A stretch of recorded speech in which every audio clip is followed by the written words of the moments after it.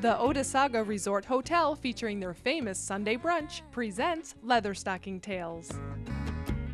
If you've ever needed an excuse to visit the Fenimore Art Museum, the current exhibit is it.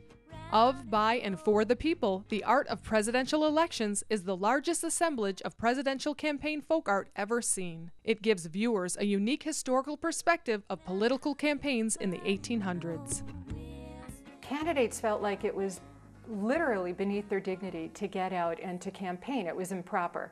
So much of the stuff you'll see here from before 1840 are things people might have made just out of devotion to their favorite candidate and that they'd have in their house. After 1840, and I'm not going to pretend that before 1840 people weren't very passionate, they were, about who they supported.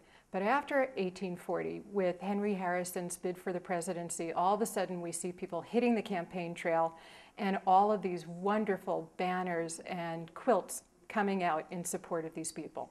Well, I'd like to say it wasn't, but I can't lie. They were nasty from the get-go. I hate to tell you this, and it got pretty vicious here and there. A lot of mudslinging going on, and a lot of mudslinging in the press, all the way back to right after Washington. I could only imagine that there were women out there as engaged and interested in what was going on in their country as the men were, but they didn't really have a voice and a way to express that. So that voice found outlet in traditional women's crafts. So we've got some wonderful examples in the form of quilts in this exhibit where women get to commemorate their favorite candidates and events around the candidates. Well, you know, and this is something I have to say, I actually found great comfort in this. You know, here we are, and it's 2008, and it's a time of turmoil, and it looks like dark days, and there's a lot to think about.